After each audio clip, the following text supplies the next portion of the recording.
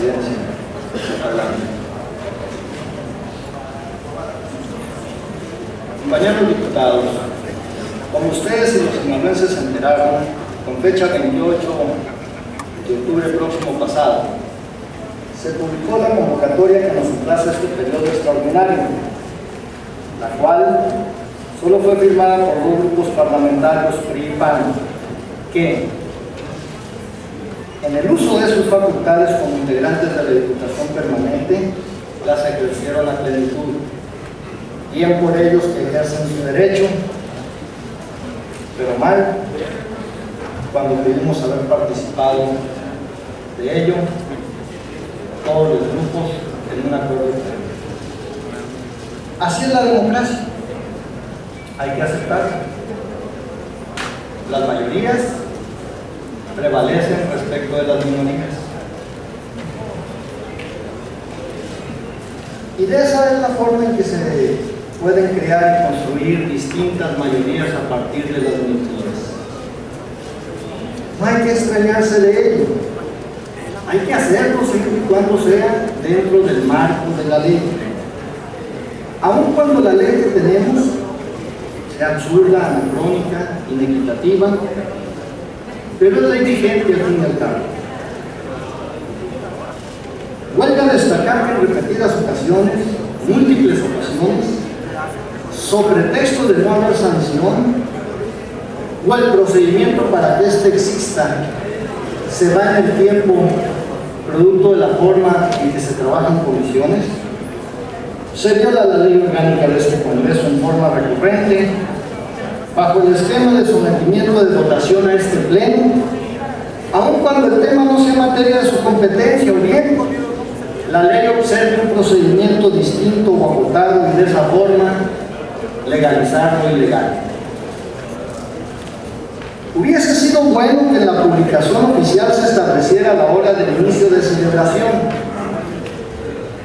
En la publicación de alcance legal no viene la hora, pero que no se ponga nervioso el aparato administrativo ni la presidencia y la Junta de Coordinación Política.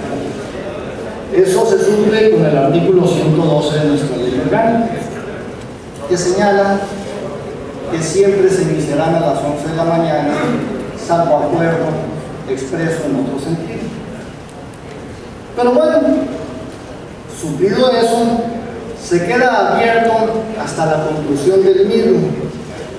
¿Cuántos días? Si es esta sola sesión, no sabemos. Se podrá evaluar en un rato. Pero por otro lado, hay un tema inquietante. Más allá de que la participación de un servidor para modificar el orden del día fue para darle sustento a un orden del día que, como lo establece la propia ley orgánica, debió de haber sido procesado entre la Junta de Coordinación Política y la mesa directiva, y como en todas las sesiones debió de haber sido sometido al pleno. Hubiese sido la primera sesión en la que este pleno no aprobara el orden del día de los trabajos a atender. Visto así, no sé por qué tanto temor en que los grupos parlamentarios fijaran una posición, pero bueno, eso ayudó a que cumpliéramos con la ley. Sin embargo, hay otro tema que nos preocupa. En la convocatoria que se publica en el diario oficial, pues la acotan, y no es congruente y es contradictoria con el artículo 107 de nuestra propia ley orgánica, que después de manera administrativa trata de ser subsanado, no por quien nos debe de convocar este pleno, sino por la parte administrativa, que dice, trata los tres temas, que aquí ya quedaron aprobados a atender, pero luego dice, de conformidad con lo que dispone el último párrafo del artículo 107 de la ley orgánica del Congreso, podrán tratarse además los asuntos que a juicio del Pleno deban también resolverse. Pues, por un lado, la publicación está absolutamente limitada, términos de ley, pero por otro lado hay esta contradicción. Así pues, hay que entender que a pesar de las resistencias y los mecanismos de abuso que se dejaron con la ley actual, y que no advirtió el equipo ganador, pero sí el PRI, al tener el resultado de la elección, discriminando en ellas iniciativas presentadas por sus aliados electorales, exclusivamente electorales, en la contienda del año pasado, y no cumpliendo su palabra los entonces actores en este Congreso, en otros partidos y en el Poder Ejecutivo de esos tiempos, en el sentido de que si se discutía una reforma a la ley que nos rige, se haría con el acuerdo de todos los involucrados, lo que incluía atender las iniciativas entonces presentadas, situación que no hicieron faltando a su palabra.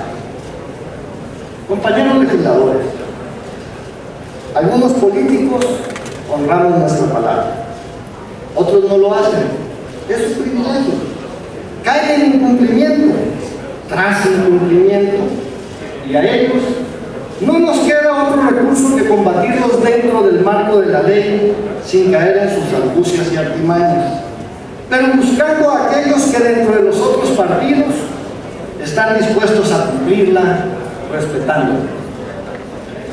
En honrar la palabra, la sociedad encuentra las diferencias de los sectores que hacen a los partidos, que hacen a la política. La sociedad sinaloense cada día está más despierta y atenta a enfrentar a los que les prometieron y no les cumplen, a enfrentar a quienes no entienden a Solón, que afirmó, cito, la palabra es el espejo de la acción. Termina la cita. En Nueva Alianza reconocemos, claro que reconocemos los aciertos de nuestros contendientes políticos sin culparnos porque piensen diferente. De eso se trata, un sistema democrático y plural. Pero por ningún motivo dejamos que el olvido se haga costumbre. Tampoco aplicamos ante aquellos que piensan que la palabra en política vale menos que un cacahuate. La actuación en política, compañeros legisladores, sugiero, debe mantenerse con ética y con honor. Y es por ello que no rehuimos al debate. Antes, por el contrario, lo propiciamos convencidos de la fuerza de las ideas y la validez de los argumentos. De ahí que, por los temas a que hemos sido convocados a este periodo extraordinario, expreso, como militante de Nueva Alianza, como ciudadano sinaloense, lo siguiente.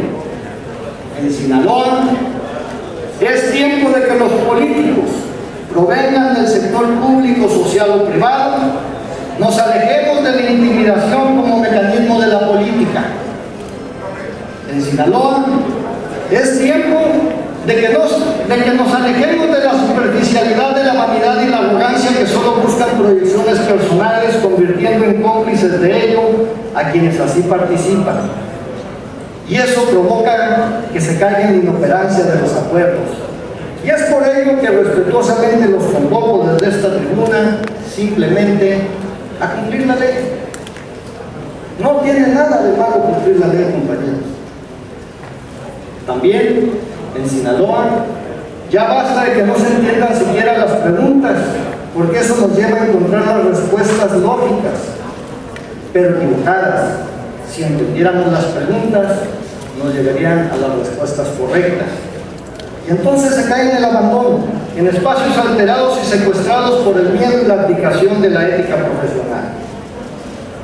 Y todo esto es lo que plantea este plan de desarrollo institucional, que va más allá, sin restarle ningún mérito en lo administrativo, organizacional, pero va más allá, atentando contra la fusión primigenia, exclusiva, única con las excepciones constitucionales, en casos de excepción, que son 3, de este Congreso.